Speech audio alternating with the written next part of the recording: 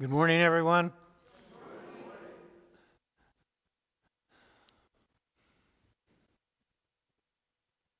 That rendition of Amazing Grace caused me to reflect back on a time in my life when my father invited me to go with him to his mother's funeral up in North Carolina.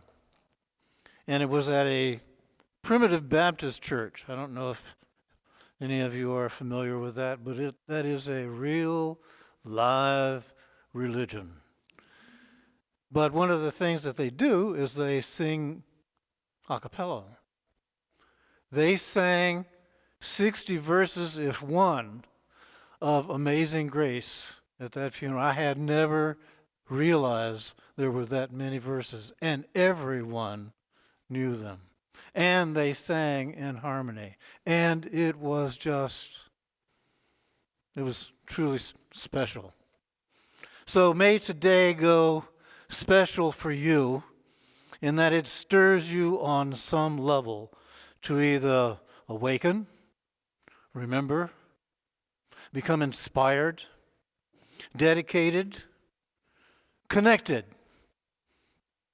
to the source of all life everywhere. Of course, this has been a very exciting week.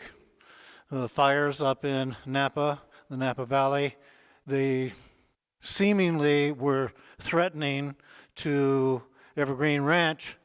So with that in mind, I drove up Monday to get the horses loaded up and take them to a safer area. I got up to Wall Road, the road upon which we live, and Spirit said, go all the way to the end of Wall Road. So, of course, it was very, very smoky, very dense. You couldn't really see anything. But I did. I drove up to the end of Wall Road, and Spirit got me out of the car, and I went and I stood. And they said, see the end there? That's as far as a fire will come. So I thought, okay. So I got back in the car, came back to the ranch. We loaded up the horses. We drove them down to South Napa, where they were greeted by 20 or 30 other horses that people had already brought in. So they had good company, great food, water. Of course, one of our horses, I had to keep yanking her along because she was trying to eat the whole way. So anyhow, everybody was safe. So I bring this to your attention because of the fact of guidance. You see, these times in which we're living give us the opportunity to tune in to our guidance. But that also means tuning out of our ego. Because believe me when I say our egos are being stressed right now, and deliberately so, to reduce our receptivity to the higher guidance that's awaiting our recognition. So with that, I say to you, I'm speaking in another language of positivity. See, positivity really is an awareness. So you might could say that it's an attitude of someone who expects good and desired results. Now, this power, it's immense. But to be able to tune into it and generate it at this time, of course, requires effort. And good! The reason I say good is because by God, it makes us develop that muscle instead of giving in to negativity. And when I say expects, hey, please trust me, I don't mean a sense of entitlement. So if you can, let these words sink in and register in you. You see, this is a challenge. But as with every challenge, there's the opportunity to learn, the opportunity to grow. But in order to do that, we have to accept reality as it is. Now, that may seem like a contradiction, but it isn't. Because when we can accept the reality as it is, we can then begin to make the best of it. Now, the reality as it is. Many people are still operating under the unconscious belief that what is happening is as it is being presented by mainstream media, and that is a deliberate misread. That is a lie. Look at what it has done and what it is continuing to do to your sense of well-being. All of us are experiencing that challenge of there's something wrong, and translatable, there's something wrong with me. There's something wrong with my life. And if there isn't, there's going to be something wrong. We have to be able to see this challenge, learn and grow from it, and then make the best of it as accepting the reality that is as it is. So, when I say this awareness, this positive awareness, it helps us to cultivate confidence. Confidence in ourselves and confidence to whatever connection we have so far as our inner guidance system. See, I've called it by many names throughout my life, and it's gone from one to another, and in the course of a few minutes it can do that. It can go from source, it can go to life, it can go to God, it can go to any of these and others. But the main thing is that you recognize, as I do, that this is a power within me, and it is a power without me. As a matter of fact, it is everything. Which then helps me to change my mindset from there's something wrong to that's just my awareness that there's something wrong. To God, all is well and is working together for good. Can I wrap my mind around that at times? No way. It's beyond me. I admit it. But I then look and I see, well, what am I talking about when I talk about mind? You see, I'm really talking about the limited capacity that my ego has and that influence it has on what I call mind. I'm driving along today in my car and all of a sudden flashes up on the dash, tire pressure, tire pressure. You got a tire this low. And I looked and I thought, okay. That was me saying, okay. But it stayed there. It didn't go away. So eventually, my ego jumped in on that and said, don't you realize there's something wrong? And I was caused to recognize in that moment, again, guidance, that artificial intelligence, of which that computer is designed and operates by, is very similar to ego. It has a limited capacity and it tends to stay stuck on that limitation and keep repeating it over and over again.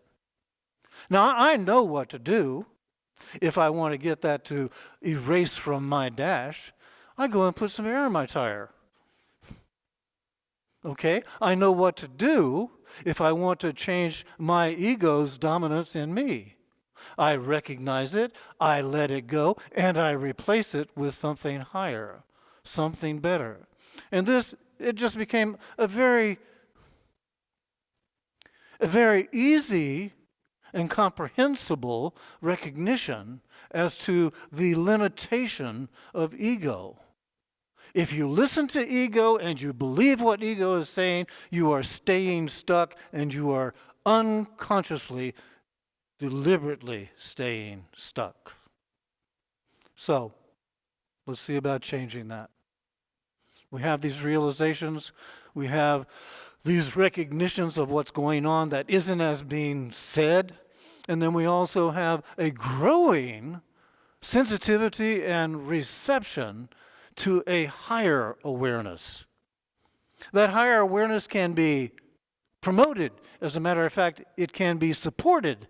And it's up to us to recognize what promotes and what supports a higher consciousness in us. Positivity.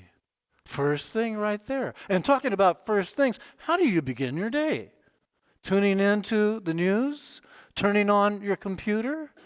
Turning on your radio to see what happened over the night?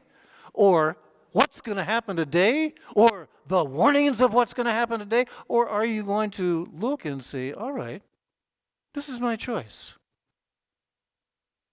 I can choose to enter into today with something positive. More and more I'm recognizing that this is crucial. If I want to have any chance whatsoever of successfully navigating today, I need to begin it with something positive. Kick off your day by being thankful. And don't kill yourself on trying to figure out what's going to come that you can be thankful for. Open yourself up to what already is in your life. Begin to be thankful for that. And you know what? It can be as simple as waking up and making a statement that you're grateful to be awake. I have a friend of mine who every time I say, how's it going for you? He says, hey, I'm vertical.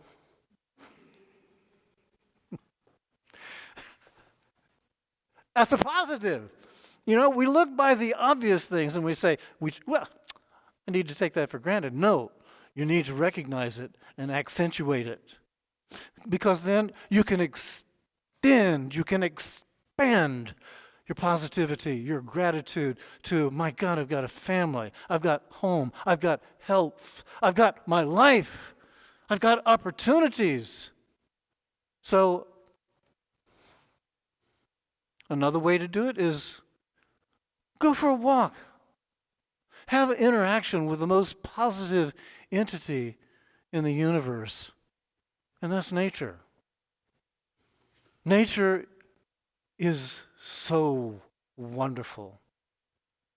Allow yourself to make that connection, and right now, it's becoming more and more precious.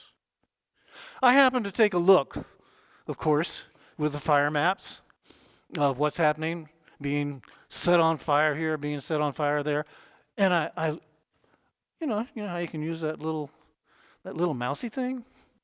You can do all kinds of stuff with it. Well, I caused the picture to shrink, to reduce, to where it then included California, it included the United States, it included North America, Central, South America, it included the whole world. It was astounding to see how much of the world is on fire right now. And you look at that and you say, how can this possibly be? And I say, how can this possibly be? I want you to discover it yourself. You see, recently, somebody was seen, and it was suspected that they were attempting to start a fire right at the top of the Oakville grade. We have seen a video of a laser beam being shot into the Northern California forest and setting blazes. Is it possible that our own kind is destroying our planet, our habitat, killing nature, killing everything for the purpose of control and manipulation and reduction of the human population? Accepting reality as it is. You may see that this seems to be hopeless, and I say to you, it's important to see things the way they are. Because you see, who you are, who I am, is more than just an unconscious, ego-driven entity.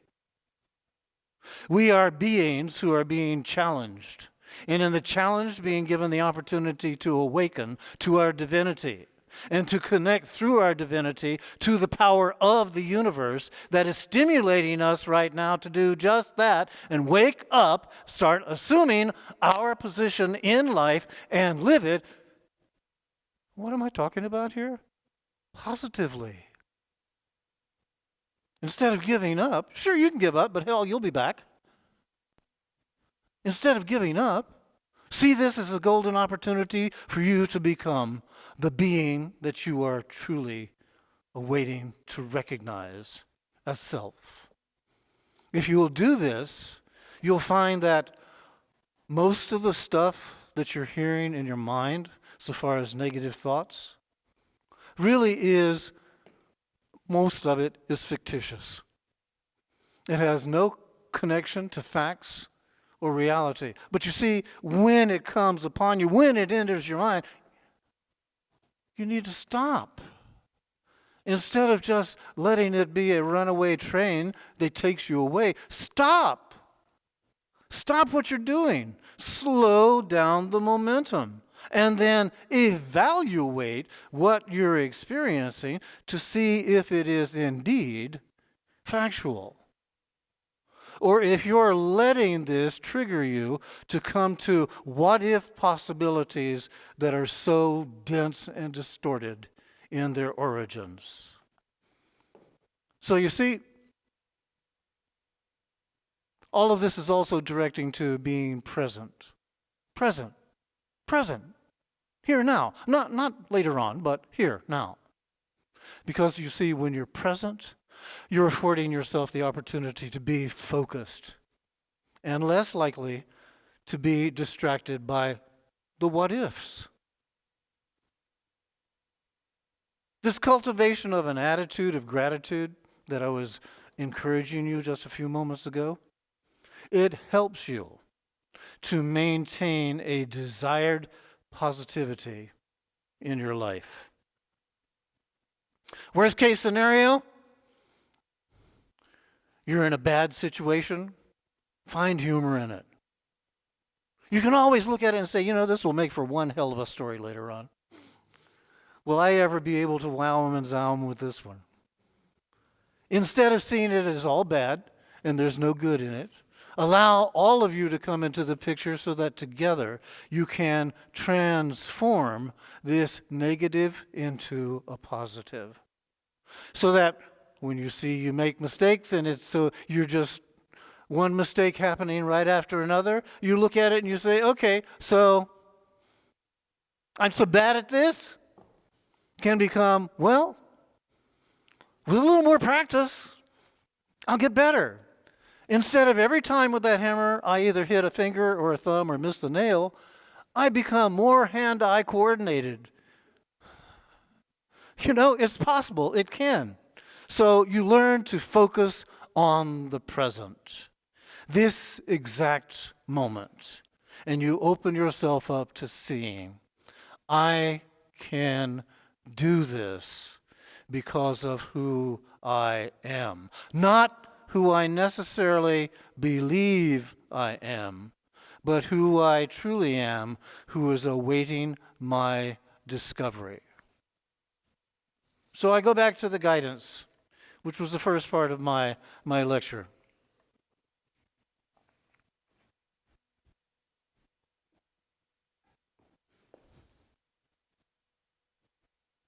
I have come to realize that I, by myself, can do very little. As a matter of fact, I, by myself, can do nothing. It is only when I allow myself to hook up to the guidance, the inner guidance system, and the external reality of good, that I'm able to then live a life that results in good decisions, in choosing, no matter what anybody else says, including that idiot voice in me. I'm going to live this and live it to the best of my ability because it makes me feel good about me being me, and it makes me feel good about the relationships that I have with you. Because my relationships I have with you are meaningful. I choose to have them be meaningful. I choose to let you know who I am, and I let you know that I am not perfect, that I make mistakes, and that's part of life.